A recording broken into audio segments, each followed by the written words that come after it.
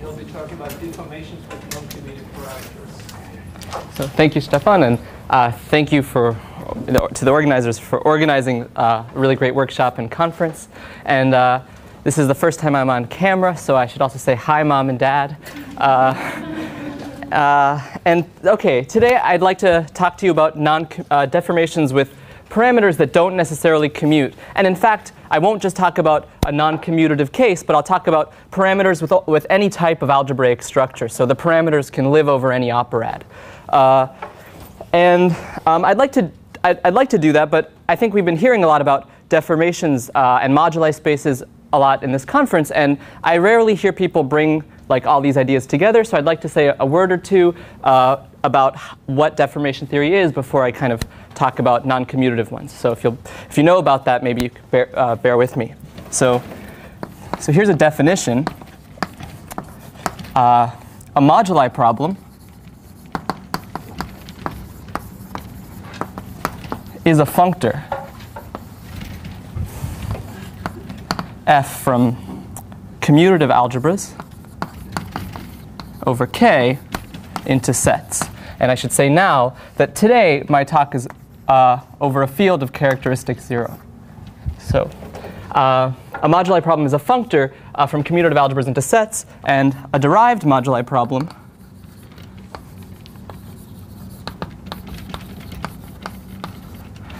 is a functor from dg commutative algebras into spaces. So these are spaces. Spaces, sorry.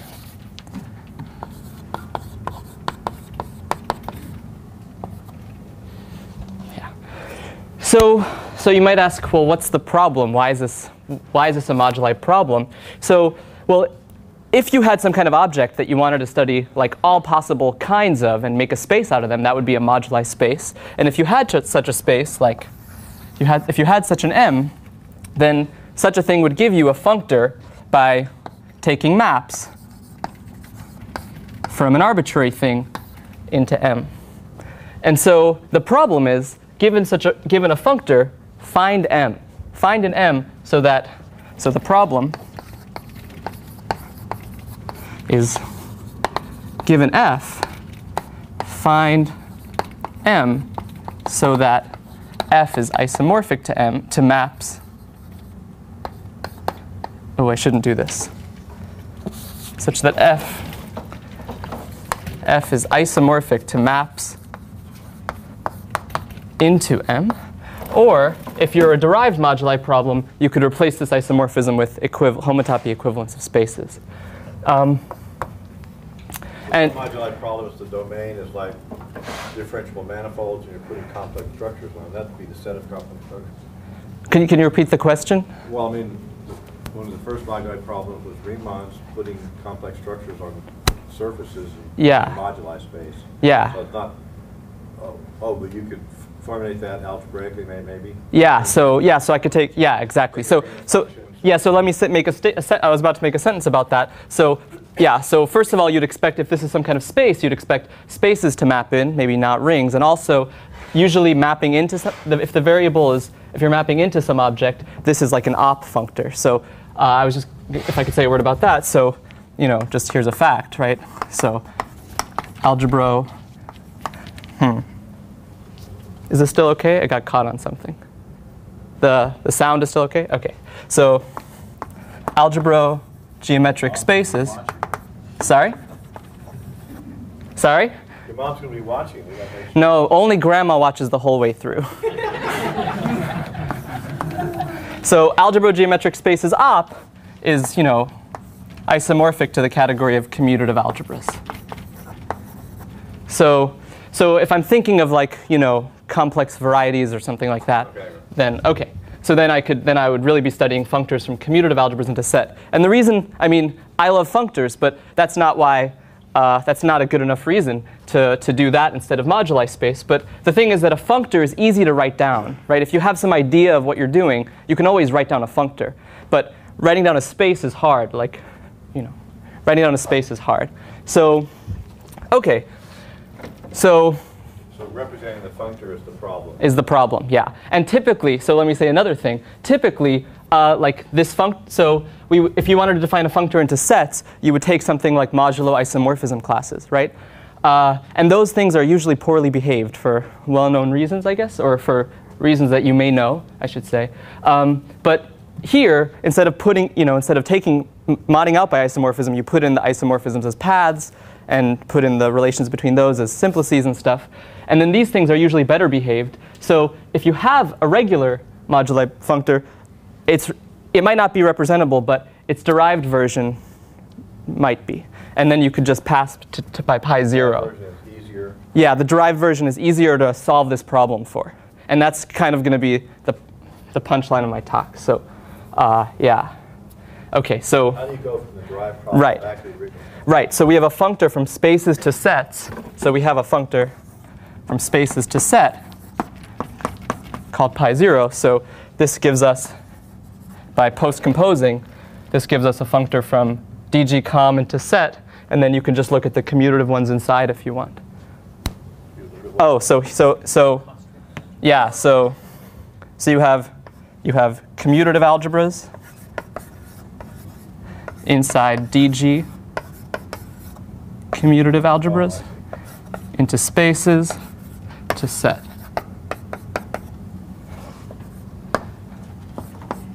If you wanted to go back. OK. Is it supposed to be exact, the functor, since homotopy equivalent objects to homotopy equivalent spaces? One more time? Is this a homotopy functor? Oh, yeah. Yeah, so a derived moduli problem is maybe a homotopy functor. So I wrote functor here, but yeah, so it should yeah, infinity functor or something. Yeah. So OK.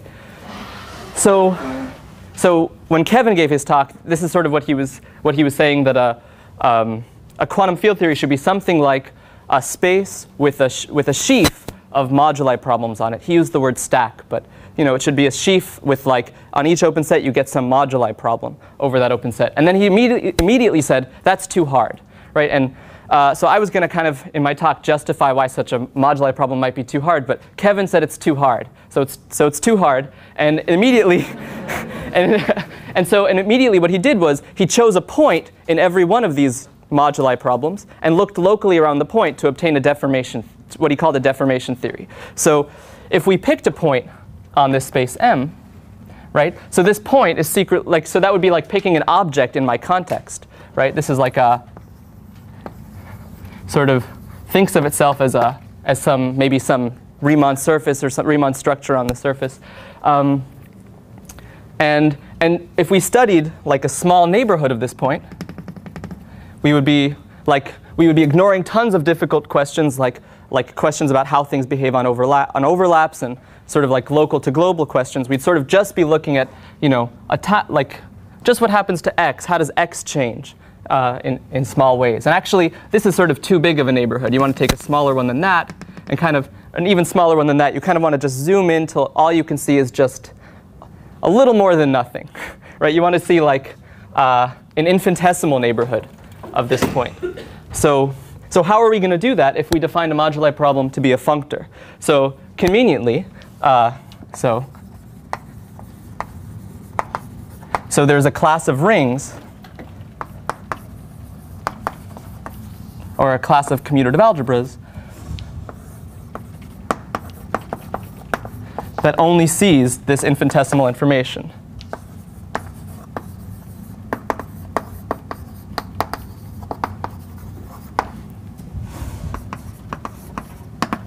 So it's these are local Artin rings.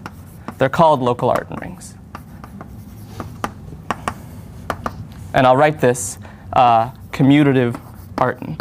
Oh, and I should probably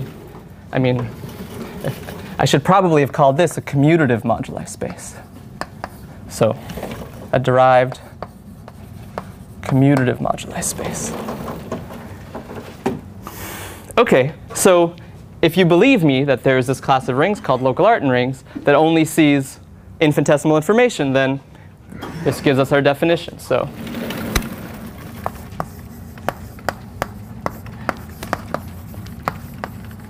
a deformation problem is a functor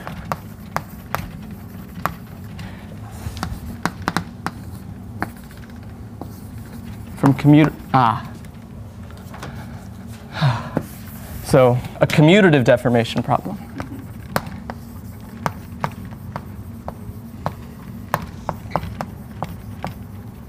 is a functor from commutative Artin rings into set, and a derived commutative deformation problem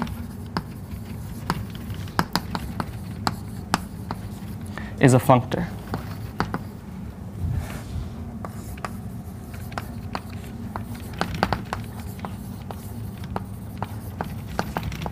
From dg commutative Artin algebras into spaces. And maybe it's inappropriate to call like just a functor a deformation problem. Sometimes there's like a small condition put on it that sort of like takes a certain small class of products to products, and like it. The definition of the, Rt dgA is just a condition on the A naught and the zeros degree part? Or? Are you asking me what a dg Artin ring is? Yes, so where the Artin condition is. Yeah, so you could do, well, one thing you could say is just that the homology of the ring is like concentrated in negative degrees, and that that ring is an Artin ring. This small technical condition, is this related to the advisor of your advisor's thesis? Oh yes, in fact they're called Schlesinger's conditions. Yeah, so I was advised that not to write these things on the board, but I could say, yeah, they're Schlesinger's criteria, exactly. Well, in fact, a nice thing, and like if you look at the conditions for Brown representability, those are like if you take pi 0 of those, right, or rather if you take, well, let me maybe not say this now. Yeah, related to those same things. Yeah, yeah, and sort of like when you look at Schlesinger's criteria, they look a little bit strange, but there's a really natural thing you could write, and pi 0 of it is the strange thing. So that's sort of like he's representing some derived thing without. Yeah, in that paper. So commutative deformation problem is a functor like this. Oh, I wanted to give you an example of a local Artin ring. So let me do this in this convenient amount of space right here. So here's an example. Just the ring k epsilon mod epsilon squared. So the way algebraic geometers think of the ring of a polynomial ring is as a line. And if I mod out by epsilon squared, I'm saying that actually it's so tiny. So you just have a point, and you kind of have like a tiny bit of space around that point, infinitesimal. So you really only get a tangent vector. So that's sort of how you can think of this thing. What does epsilon cubed look like? Oh, epsilon cubed? Oh, great question. So I can't draw it because, well, you know me, but it looks like maybe a tangent vector and a second order derivative. Yeah. So that leads me to to the next thing, which is that that I told you if you had a space, you would have a functor. And when you have a space, you know how to define the tangent space of it.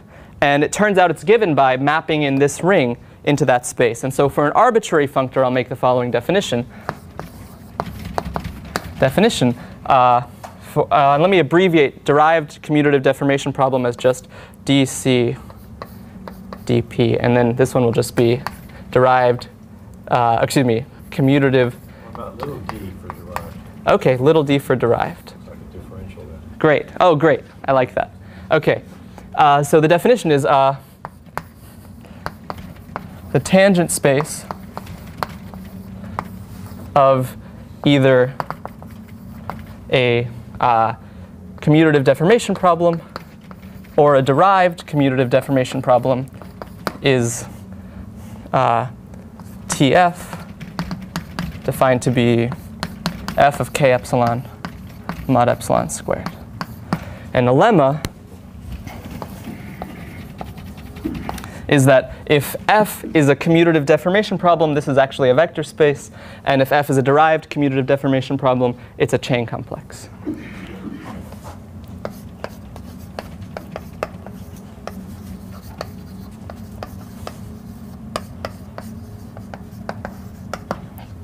In the appropriate setting. So this is for commutative deformation problem, and this is set becomes a vector space because Yeah. of the properties of this Because of little the ring. yeah, the secret properties of the little ring and the functor. Yeah, exactly.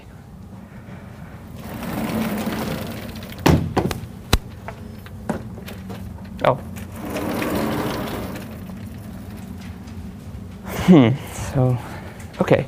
So this is at the point f of k? Or? Right, exactly. So if I was starting with a moduli problem and I wanted to get a deformation problem, I would have to fix a point. I'd have to like choose a point that means picking an element of f of k. But if I just started with something which is just defined on local Artin rings, then there's only one point. So, I mean, if you say Where did it's my- a chain complex, Yeah? how do you see the grading? I mean, I see the addition, I see the conventional, but what is the grading?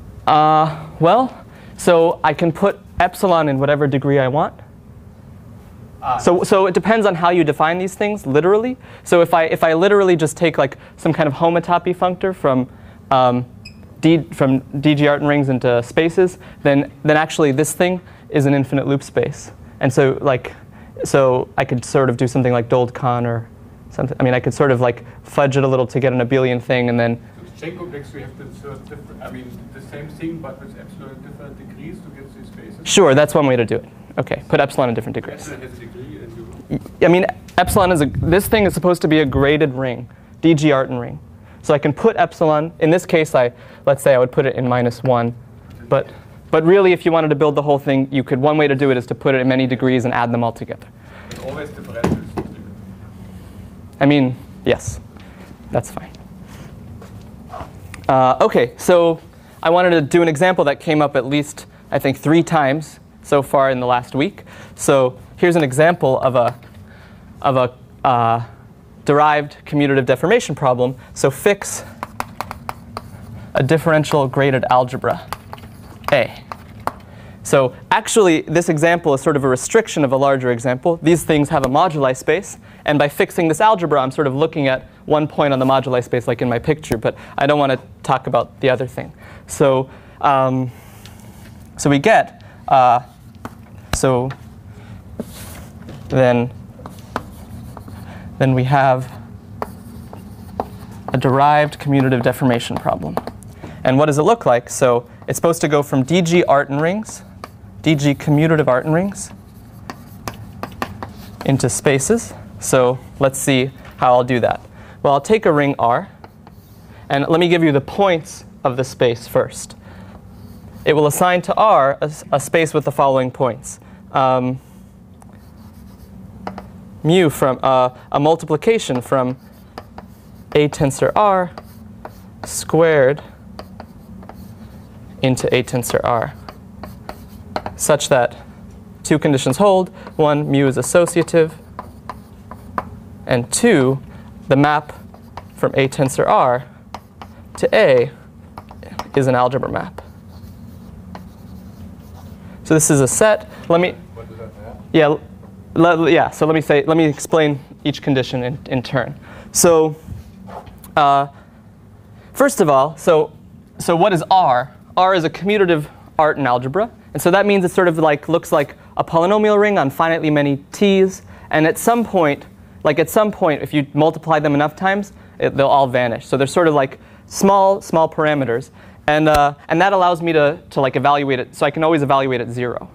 So that's sort of this map here, sort of setting the variables equal to 0. So what I'm doing is I'm fattening up the space, the dg algebra by R, and I'm asking for a new associative multiplication on that thing, so that 1, well, it's associative, and 2, when I kill the parameters, I get the old algebra back. The classical limit is the original object.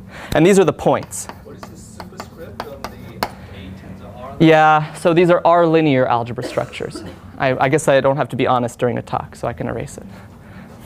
So the R's are the parameters. The R's are the parameters. The Artin rings is parameters. For the Totally, yeah, exactly. So if you wanted to think geometrically, they form a small space in which, and this is like a vector bundle over that space with fibers having an algebra structure. But the space only has one point, so that the fiber over the point is A. Yeah. Are you asking if this is a 2? This is a 2. Yeah. So these are the points, and if I wanted to get the paths, I would just, so the paths are given by,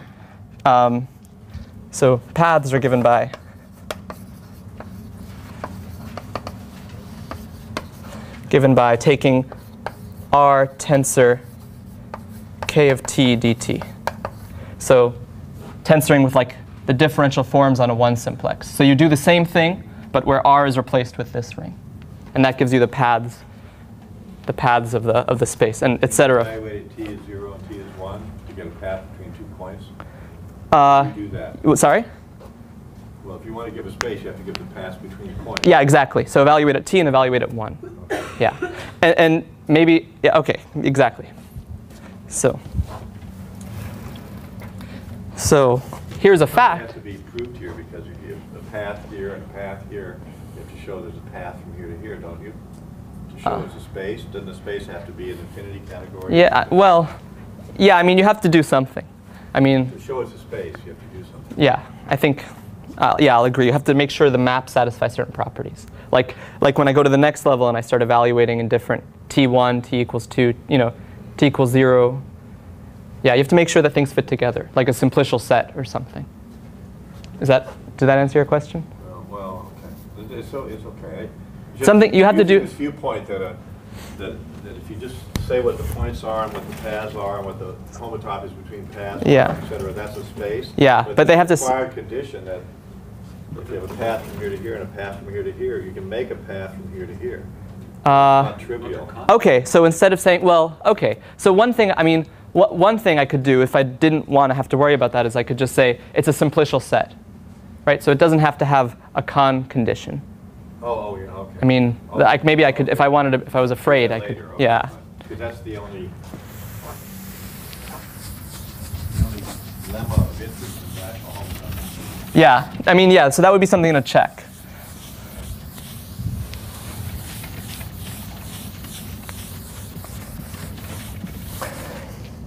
So here's like maybe an illuminating fact. The tangent space of f of A is isomorphic to the Hochschild cohomology of A.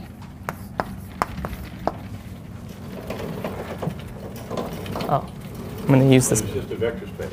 Now it's more than a vector space. No, it's still just a vector space. Vector space. Yeah. So the other structure you haven't revealed or Right. noticed yet. Okay, so, well, now's a good time. So, The way you said it wouldn't be the deformation complex. sorry? The way you stated it wouldn't really be the deformation complex. Not the, Well, I'm in characteristic 0, so replace a chain complex with its homology. I'm saying the deformation complex, like the truncated Hochschild. I guess I'm not understanding your question. So, I mean, maybe you can explain it to me afterward. Okay. Okay, great.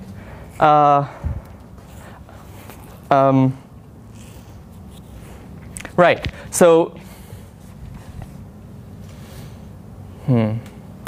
okay. Well, so actually now's not a good time to talk about the thing you just said.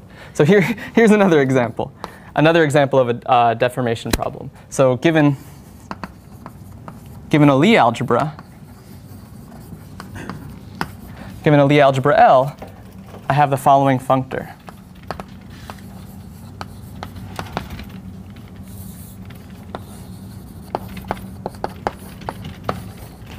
And again, I'll tell you what it does on points, and then you can sort of you do the same trick to figure out what it does on paths. So it takes a ring R and sends it to,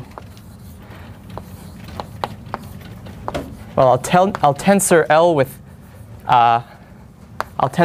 R. And we know that the tensor product of a Lie algebra and a commutative algebra is again Lie. I can look at elements of degree 1 in here so that d gamma, so that this gamma satisfies the Moore-Cartan equation. And if like I said, these are the points. And the paths are as before.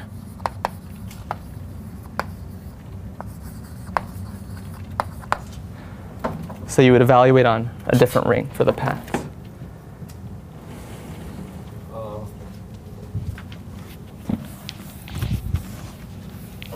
Yeah? Path of solutions. Yeah, exactly. Huh? Yeah. Yeah. Moore-Cartan equation. Uh-huh. Yes. So where does the dt come from? Sorry? There's a, You want to know how the dt comes in? Yeah, I want to know what a path is over here, yeah. What a path is? Yeah, this definition. So the points are the solutions. Okay, okay.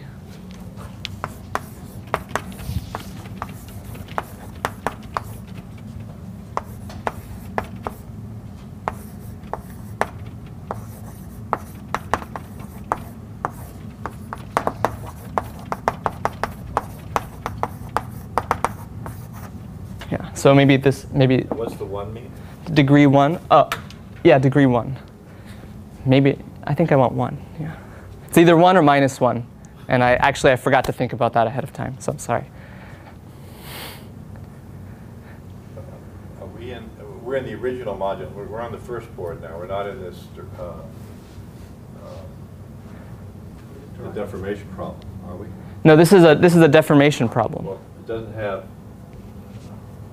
So maybe, well, I mean, the power series aspect to it.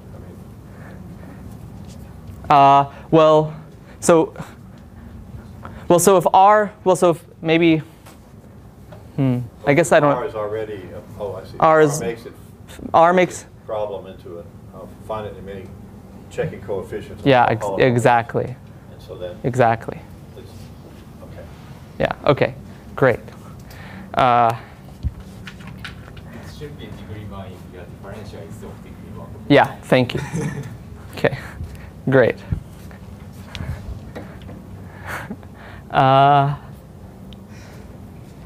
All right. So. Yeah. Now I see kind of the point. See, if you just write an equation down like that, you don't know any more than a monkey about its solution. Just like flat connections on some manifold or something. But when you put an Artin ring in, you just write it out. Yeah. And you just Then I can do it. equations about it. Yeah. Then even a monkey can do it. Right. Yeah. I just see the point finding for the first time. Okay. Oh yeah. Exactly. Yeah, And I mean, if those things can be solved. yeah. Okay. It's algebraic stuff. Yeah. And another, just a convenient point, which is not really, well, okay. So I'll leave that unsaid for now. Where were we? Oh yes, that's right. Okay. So just a remark. So this construction, L goes to Maurer-Cartan of L, is a functor itself. And it's a functor from dgLie algebras into derived commutative deformation problems.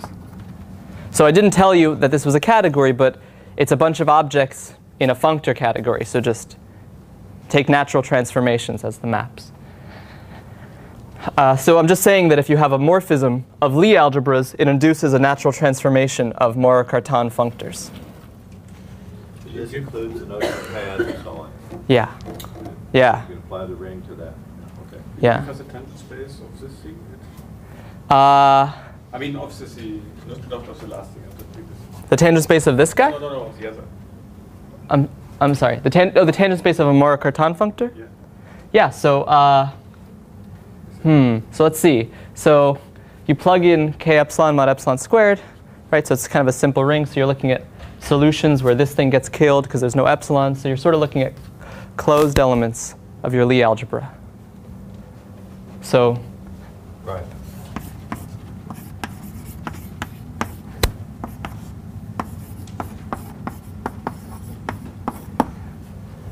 And then if I twist with a differential twisted by the solution that you've chosen to work around, right? No? No. I mean, if you plug in Working around 0. if you plug in k epsilon mod epsilon squared, then this goes away and you just have d gamma equals 0. So and then Dan was sort of talking about this, like if you plug in k epsilon mod epsilon squared and take the paths in that space, then you're going to get concordances between closed things. So pi 0 of this thing is just the homology of your Lie algebra. So the tangent space of the associated deformation problem is the homology of your Lie algebra.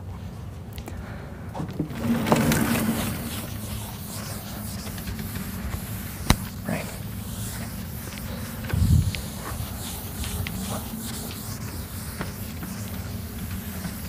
So the complex is the Lie algebra itself, you just forget the Lie algebras. Sorry? So the complex. The complex by itself is, yeah, you just, yeah, that's what this is, yeah. Did it out.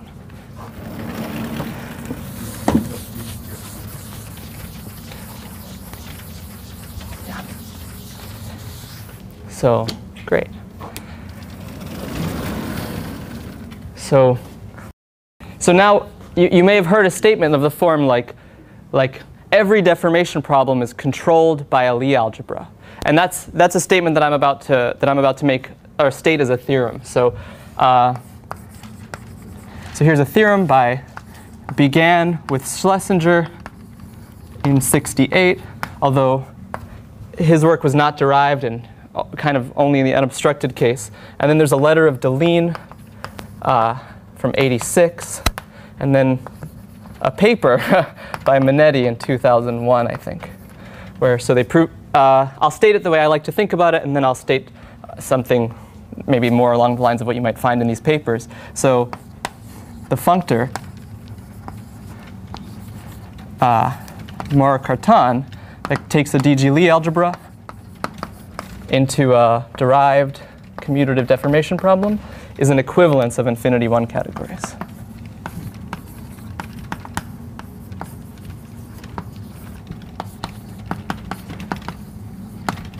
Is it easy to write functors going backwards? I don't know how to do it. No, it's not easy. What? The answer to this question is no, it's not easy. There's Okay. knowledge. Well, okay. Yeah, I'll say I don't know how to do it. So, so here's like a corollary of this, for example. A corollary is the following. Given a derived commutative deformation problem F, there exists an L infinity structure, or a Lie algebra, maybe you can say dgLie algebra structure on T of F, such that Mohr-Cartan of T of F is equivalent to F.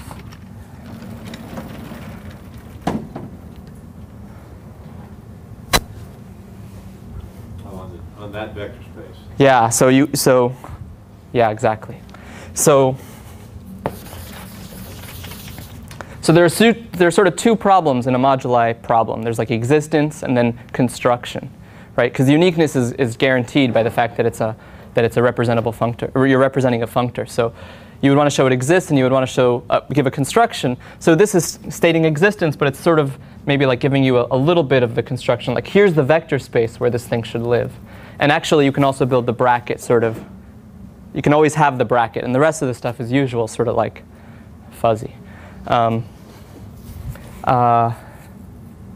Right. This is beautiful. This says that in all kinds of branches of mathematics and discussions, when there's some canonical vector space around, which is the tangent space of deformation, you're going to see a Lie infinity algebra. Right. Just repeating the corollary. Yeah, totally. But you're going to run into one in every dark hallway. So Yeah. I mean, right. yeah, exactly. Right. So it's not surprising that Kevin came up with one, and some other talk had one in it. yeah.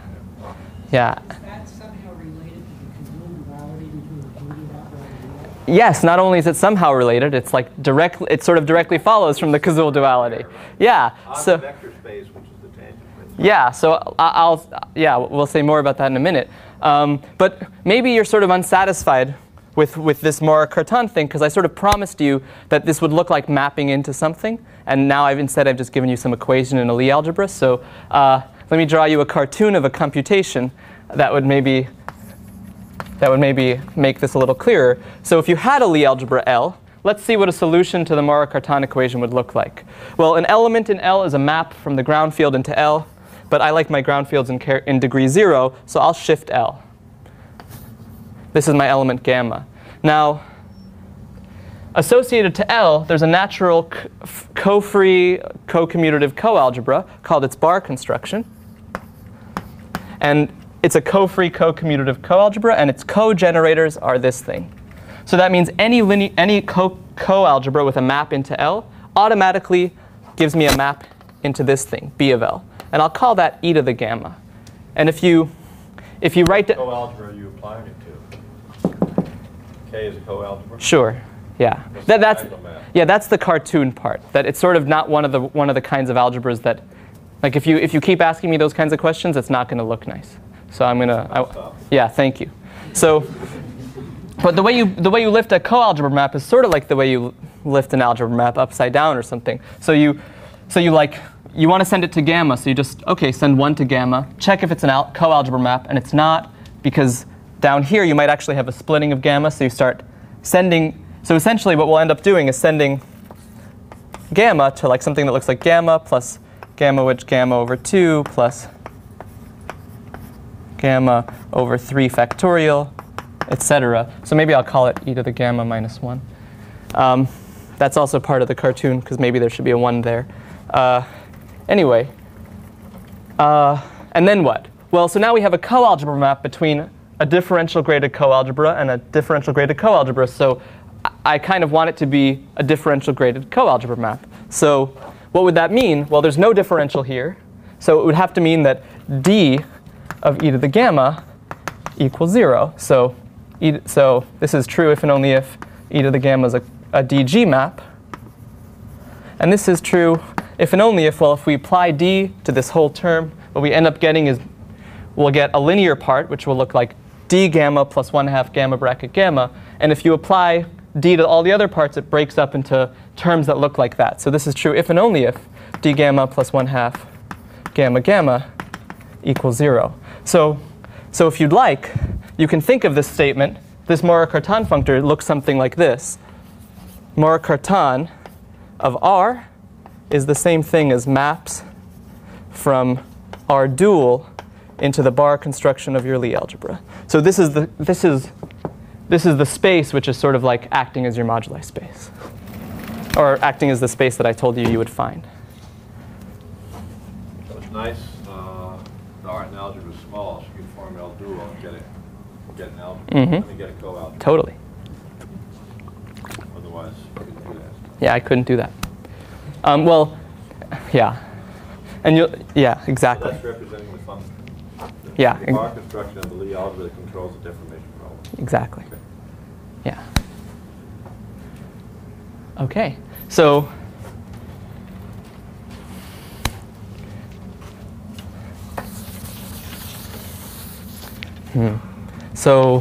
oh yeah. Well, here's example. So we have one other example of deformation problems. I think, is it still on the board? No, but the tangent space is. I said that if you take f of a and look at its tangent space, you get the Hochschild homology.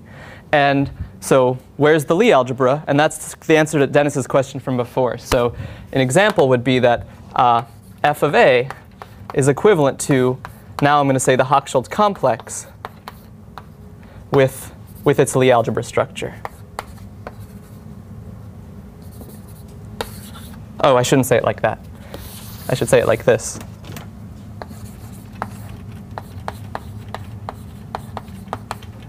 So that's what people mean when they say that the Hochschild complex controls the deformations of a dgA. It means that it's the representing object for that functor. It has a natural Lie algebra structure. It has a natural Lie algebra structure that I have not described. Right. And that, the thing you were just describing is equivalent to that. Yeah. Yeah. And so you might ask, well, how would I prove that? Like, how might I? So maybe it's hard to prove this. And the really nice thing is that these things are kind of like, they behave like tangent spaces. So if you have a map between two deformation functors that induces an isomorphism on the tangent space, then it's an isomorphism. So it's really easy to check when two functors are the same if you can compute You can build a map. Yeah, if you can build a map, exactly. OK, so now let me just say a word about Kevin mentioned. So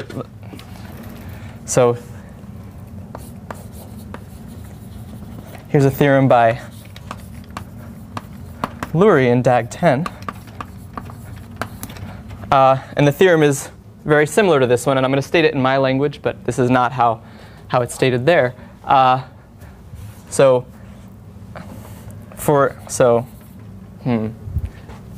see.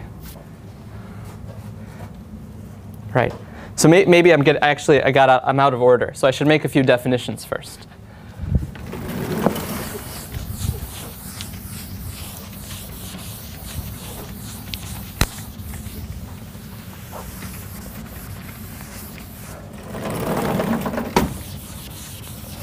So earlier this week, Dennis gave a talk and was talking kind of about like a remarkable fact about field theories is that they sort of somehow they deform themselves. And so to me, I've heard this comment from physicists before, and to me that says that somehow like the moduli space of quantum field theories is not just a commutative moduli space, but has some other structure. It's like a moduli space over quantum field theories, whatever that means. And so this is sort of the inspiration for the next discussion. We can make the following definition. We can say, so we can fix or say, given an operad P, we can define, so a P derived, or a derived P deformation problem is a functor from dg Artin P algebras, or I forget how I've been writing it, sorry.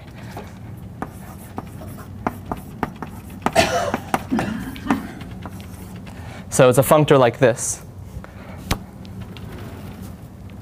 And if you don't know what an operad is, just think of it as an adjective for algebraic structure. So the word like P should be, you should think of it as associative or commutative or Lie or BV or EN, or most of the structures we've been talking about are kind of examples of operads. So yeah, it's a functor like this. So we have this definition. And the idea would be to try to exploit some of the either symmetry or structure of your moduli space. So maybe lots of things deform with commutative parameters, but if you have certain kinds of structure or certain kinds of symmetry, you might be able to define your deformations over more things. And I say more, although in general P might have nothing to do with commutative, but you can imagine a situation where if P, for example, if P maps to commutative as an operad, then dg. Oh yeah, I didn't write it. So derived P deformation problem. Yeah, I'm sorry about that. So then, well then, if you have a map from P to com, for example, you might have a map from dg commutative Artin. Well, you'll have a map from dg commutative Artin into dg P Artin. And then, given a deformation problem here, you might say, oh, maybe if my moduli space has certain properties or structure, then I could extend it to one of these. So that's sort of like the idea I'm having in mind. And for example, like when Kevin was talking about a moduli space with symplectic structure, it immediately gave him like this pairing on the tangent space. So that's kind of the idea. That's kind of the idea here. Sorry? Oh, well. Structure came from this diagram applied to what? No, oh no. I was saying in Kevin's example, Kevin's moduli space was symplectic, and that gave him a pairing on his deformation theory. And so I was sort of just saying that's kind of how you can think of it. Imagining your moduli space had structure, maybe that's what's giving you this lift here. Like if P has, yeah, something like that in there. So, here's a theorem of Jacob's. So was the P in his thing like deforming an algebra structure with a symplectic pairing on it? I actually don't know. Okay. I don't know. So, oh, I wrote this over here already. So,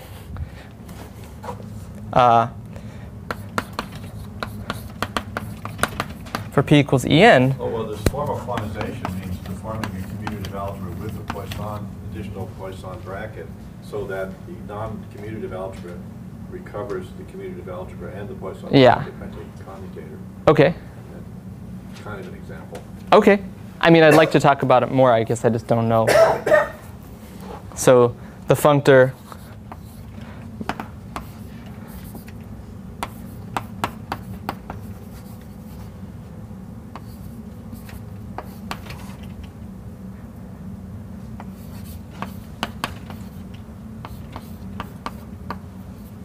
is an equivalence.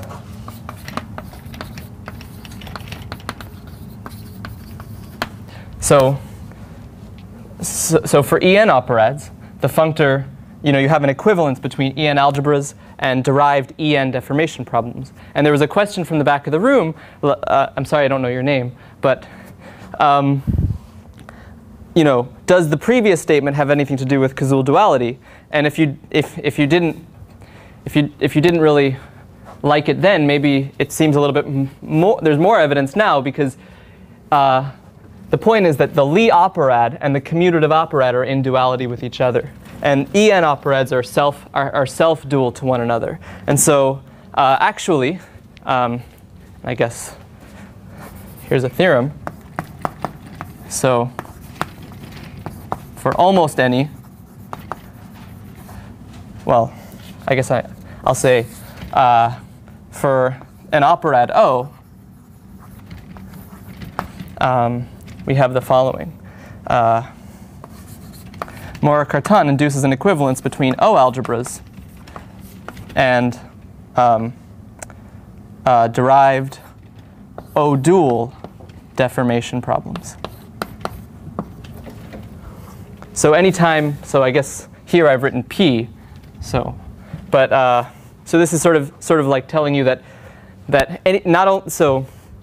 like Dennis said, anytime you're walking in a dark hallway, if you have an object, you get an L infinity structure, and that pretty much follows because for me, I imagine that commutative is sort of a very, very simple operad. So many types of structures will deform over those things, but if you're a little bit more careful and try to take advantage of the symmetries of the object that you're working with, you won't only have an L infinity structure, you should have the dual type of object on the deformation complex. And this actually, I think I have a few minutes. I'm sort of a little ahead of myself. So for example, here's... Oh, thank you, Scott. For an operad O, the map is an equivalence. Right, and the corollary is for such a functor for f and a derived O dual deformation problem, there exists an O algebra L on an O algebra structure on the tangent space on TF. Yeah, so let me say in a second. Such that Mora-Cartan of TF is equivalent to F. So let's say our operad's augmented, right? Then augmented. So that means in particular that every chain complex is an algebra over my operad, because being augmented just means I have a map to the operad with just the identity operation, and every chain complex is an operad over that. And so actually, k epsilon mod epsilon squared still lives in here, and it's still the tangent complex. It's still the same thing. So TF is still just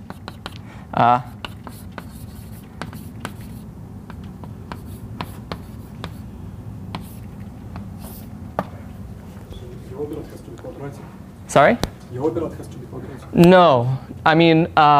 So I use the word Koszul dual, but I don't mean it in the algebraic sense of taking a quadratic operad and creating a Koszul dual. I mean that for any operad you have its bar construction, and if the operad was finite enough, for Dan was talking about this sort of condition smoothness of the operad and properness, then actually I can take that bar construction and take its linear dual, and that gives me something which behaves like the Koszul dual. In fact, if your operad was Koszul, it just the definition of an operad being Koszul is that the thing I said and the thing you're thinking are the same.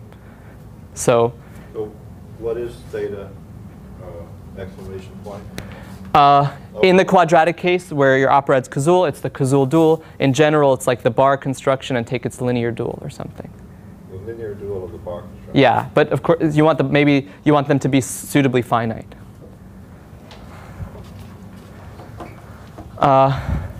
Right. So David's question kind of sets me up for. How do you bother taking the linear dual?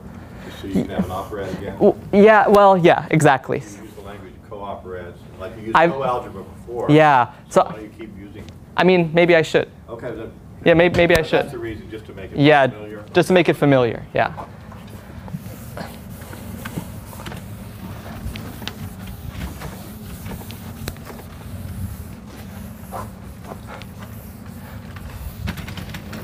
So let's see. So suppose we had a dg. So again, this gives the representing function. The representing object. Representing Yeah. object, Yeah, exactly. Representation function. Yeah. So let's go back to this case where. So let's go back to this case where for p equals en, and let's consider the following situation. Or excuse me, e2 for a moment. So dg commutative Artin. So d of e2 is equivalent to e2.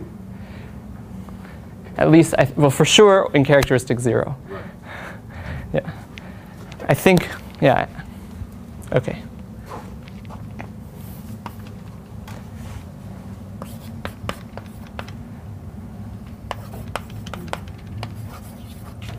So given this f of a functor again, so because E2 is self-Koszul dual, if I could extend this functor here so that this diagram would commute, then what would I get? Well, the first thing I would get is I would get an E2 structure on T of f. But the fact that this diagram commutes tells me that it's compatible with the Lie structure I get here. So actually, this structure would extend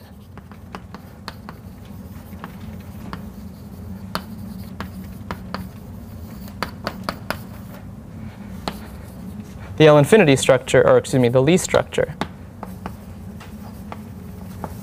on TF. Well, let me say, so in this case, we're talking about f sub a. So I can replace these with Hochschild.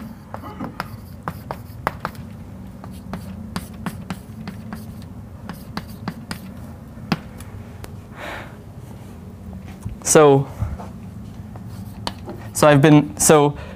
if we could do this in the right way, what this would be proving would be this would give us a proof of Deligne's conjecture, another proof of Deligne's conjecture. But this one sort of follows just by writing down a functor.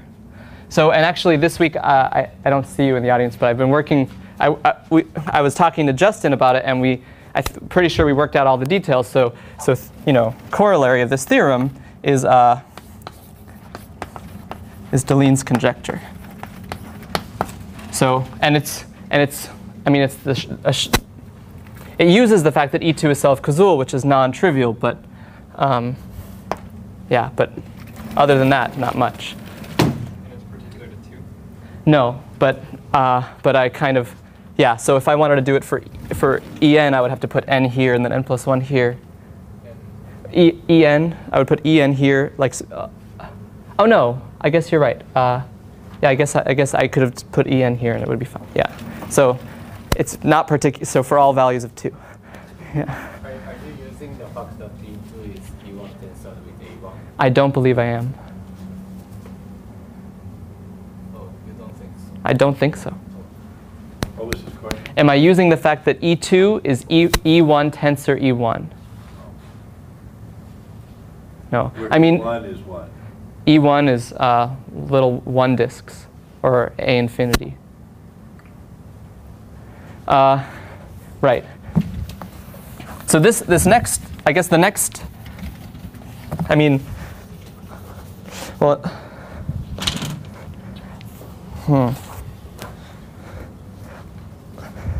So in the abstract, I promised you a discussion of, like, maybe something related to Goodwillie calculus, but I meant to say in the beginning of the talk that I'm definitely not going to get there.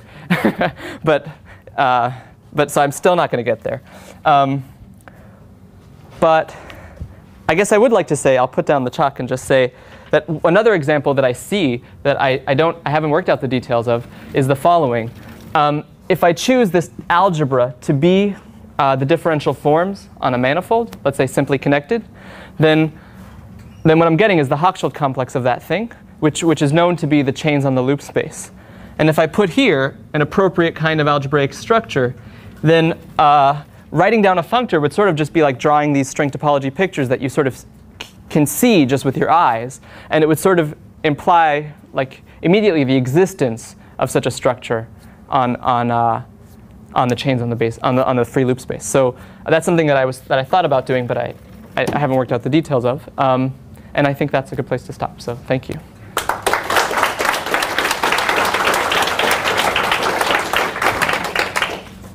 Any questions? Can you comment on Goodwillie? I'll just say one thing. So can I comment on the Goodwillie calculus thing? So the Schlesinger's criteria, if you write them down, they're sort of saying precisely that a functor is linear and right, that it's linear. So that it's right. It's just saying the functor is linear, which means like in Goodwillie's theory, it's like a degree 1 polynomial. So given any functor, you can approximate it by one of these. And so so maybe this is like one thing that in Manetti's paper he writes is that he doesn't really know how to do anything if your functor doesn't have Schlesinger's criteria. But this is perhaps a way to sort of. What's the cartoon sentence that has like deformation theory in part of the sentence and Goodwillie calculus in the other part of the sentence? Well, so